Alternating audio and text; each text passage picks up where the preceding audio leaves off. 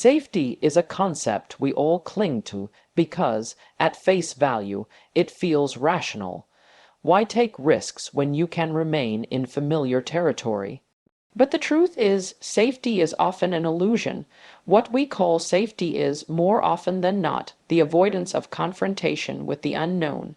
It's the decision to remain where you are, not because it is meaningful, but because it is comfortable. And here's the paradox: the very act of protecting yourself from risk creates a hidden danger of its own. You don't pay the price immediately, but over time the cost compounds, and it's far greater than the discomfort you are trying to avoid. Think of it this way: life, by its very structure, demands movement. Growth is woven into the fabric of existence. Nature doesn't stand still. Seasons change, rivers carve valleys, forests burn and regenerate. Yet when a human being clings to safety, they attempt to suspend this natural rhythm. They anchor themselves in one place, convinced they are secure. But what they really achieve is stagnation. And stagnation isn't harmless, it's decay in slow motion. You can avoid the risks of failure today, but you cannot avoid the long-term consequences of refusing to grow. Psychologically, this plays out in subtle but powerful ways. The person who avoids risk convinces themselves they are in control. But their avoidance becomes the very mechanism that erodes their confidence, weakens their resilience, and undermines their potential. By refusing to step forward, they allow fear to dictate the boundaries of their existence. And the more they obey fear, the smaller their world becomes. It's worth recognizing that the things we call safe are rarely safe at all. Staying in a job you hate feels secure until years of dissatisfaction rob you of vitality. Avoiding vulnerability in relationships feels protective until loneliness becomes unbearable. Playing it safe is not neutral.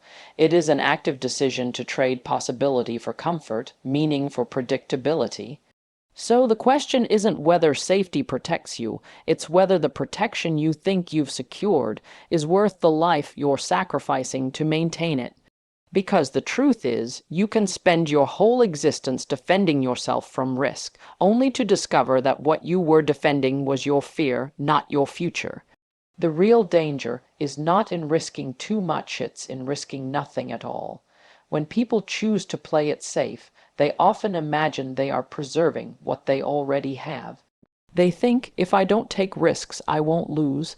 But what they fail to see is that in clinging to safety, they sacrifice the very thing that makes them alive, their potential. Potential is fragile. It doesn't sit dormant waiting for the perfect moment to be expressed. It withers when ignored, it erodes when postponed, and it dies quietly in the background while you convince yourself that someday you'll act. Every human being is born with capacities they haven't yet discovered. Think about that. There are strengths, ideas, and possibilities within you that you haven't touched because they only emerge when you're tested. Playing it safe prevents those qualities from ever coming to the surface. A person who never dares will never know the extent of their courage. A person who never risks failure will never discover the depth of their creativity. And that's the tragedy. The greatest parts of you remain locked away, unseen, not because they didn't exist, but because you refused to enter the arena where they could be called forth. The decay of potential doesn't announce itself. It doesn't come in a sudden collapse. It comes in small compromises, the opportunities passed over, the conversations avoided, the dreams delayed. One day doesn't seem costly, but 1,000 days of hesitation add up to a lifetime. You might not feel the loss in the moment, but you'll see it in retrospect in the shape of a life that could have been larger, richer, more meaningful. And here's the paradox: by trying to avoid the pain of failure, you create a much deeper pain, the pain of never knowing what you were capable of. People regret not what they tried and failed, but what they never attempted. Safety may spare you disappointment in the short term, but in the long run it breeds a kind of invisible suffering, a quiet despair that comes from knowing you never became who you might have been. Potential is not a guarantee, it's an invitation. You either answer it or you let it slip away, and once it slips, it rarely returns. The cost of playing it safe isn't measured in what you keep. It's measured in what you'll never get back. Regret is one of the heaviest burdens a person can carry, and it rarely arrives all at once. It builds slowly in the silence of missed chances and the weight of words never spoken. People often convince themselves that avoiding risk today will bring them peace tomorrow, but the opposite is true. What feels safe in the moment often becomes a source of torment later on. Because when you look back at your life, the sting doesn't come from the risks you took and failed at. It comes from the risks you never dared to take at all. Think about the nature of memory. Success is gratifying, and failure teaches lessons, but inaction leaves you with nothing. There is no story to tell, no wisdom gained, no strength forged. There is only absence, a gap in your life where something meaningful could have been. And the mind is cruel in this way, because as you age, it forces you to reflect. You begin to measure your choices not by how comfortable they made you in the moment, but by how much meaning they added to your existence. Safety that once felt protective is revealed, in hindsight, as a thief that stole possibilities from you. This is why regret is not just an emotion, but a form of moral reckoning. It is the psyche reminding you of what you abandoned. And the tragedy of regret is that it is backward. Facing, you can't change the opportunities you've missed. All you can do is feel the weight of them. That's why it's such a dangerous cost of playing it safe. It doesn't punish you today, it punishes you tomorrow, when it's too late to go back. There's a common observation that people on their deathbeds don't regret what they tried and failed. They regret the loves they never pursued, the dreams they never chased, the words they never spoke. That's the real hidden cost of safety. It trades the possibility of pain now for the certainty of regret later. And if regret is the price of inaction, then courage is the antidote. Better to live with the scars of effort than the emptiness of hesitation. Because while wounds heal, regret endures. Fear is a powerful force, and it often masquerades as wisdom. It whispers in your mind, telling you to be careful, to avoid risk, to stay where it's familiar.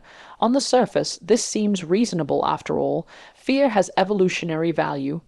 It keeps you alive by steering you away from danger. But in the modern world, fear rarely points to real threats.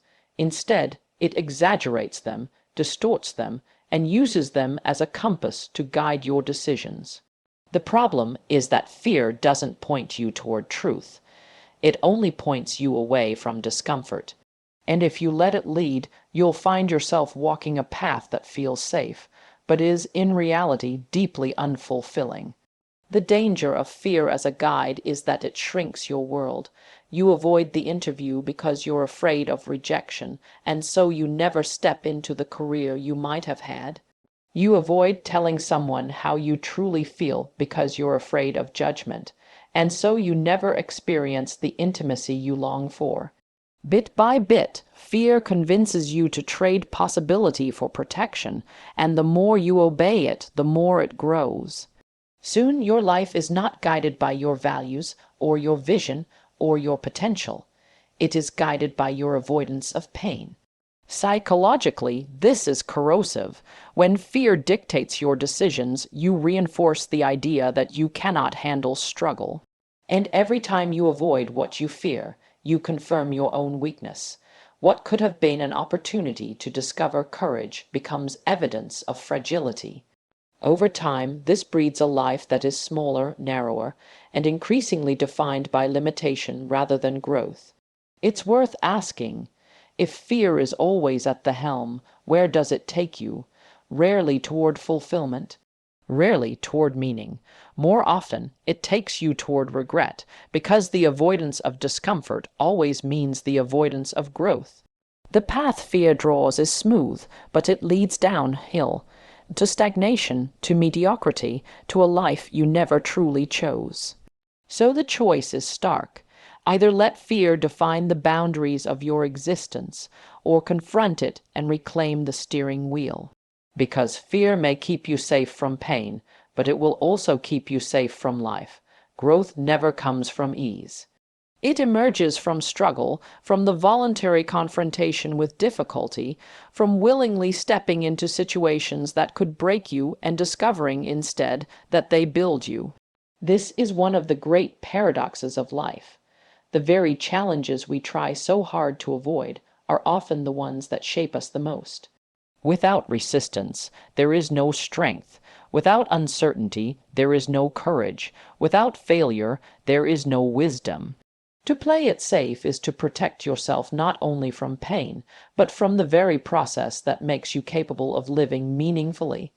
Think about the moments in your life where you felt yourself expand as a person. They weren't born from comfort. They were born from the tests that forced you to grow. Perhaps a loss you endured, a risk you took, or a responsibility you accepted that felt heavier than you thought you could carry. In those moments, something in you was called forth that would have remained dormant had you not faced the challenge. That's the gift of voluntary struggle. It awakens capacities you didn't know you had. The human psyche is wired for adaptation. We are built to rise to the demands placed upon us, but if you deliberately structure your life to avoid all difficulty, you never allow that adaptation to occur. Instead of becoming stronger, you remain fragile. Instead of becoming wiser, you remain naive. The hidden cost of safety is that you trade resilience for weakness. There's also a moral dimension here. Struggle gives life depth because it forces you to clarify your values. When you choose to endure hardship voluntarily, you learn what matters to you enough to suffer for. And that clarity provides a sense of meaning that comfort alone can never provide. A meaningful life is not built on ease. It's built on the noble endurance of difficulty. So the truth is simple but demanding. You cannot escape struggle, but you can choose the form it takes. Either you confront it voluntarily and grow, or you avoid it and let it crush you slowly from the shadows. Struggle is the price of transformation, and the refusal to pay it is the true cost of playing it safe. Comfort is tempting because it feels like relief. It offers a momentary sense of calm, a pause from the turbulence of life. But when comfort becomes the goal rather than the rest stop, it begins to erode something essential in the human spirit. A person who prioritizes comfort above all else slowly loses their edge, the sharpness of mind, the strength of will, the resilience of character. The soul does not thrive in softness, it thrives in challenge, and courage, not comfort, is what leads to a life of meaning. Courage is not the absence of fear, it is the decision to act despite it. That decision redefines you each time you make it. Every courageous act, no matter how small, expands your capacity to bear the weight of existence. But when you refuse to act, when you cling to safety, you deny yourself the opportunity to grow into who you could be. The irony is that people often believe avoiding risk will preserve their peace, but in truth it makes them weaker and more anxious, because deep down they know they are betraying their own potential. History, philosophy, and psychology all point to the same truth. Greatness is never born from the pursuit of comfort. The heroes we admire, the thinkers who reshape culture, the innovators who move humanity forward, none of them achieved what they did by seeking safety. They stepped into uncertainty, often into chaos, and through courage, carved out something valuable for themselves and for others. That's not just an extraordinary path, it's the human path. It's what each of us is called to in our own way. And here lies the greatest tragedy of playing it safe. It is not that you avoid danger, but that you avoid life. By choosing comfort over courage, you may escape failure, but you also forfeit depth, meaning, and legacy. A safe life might feel easier, but it is also emptier, so the real choice is stark and unavoidable, comfort or courage.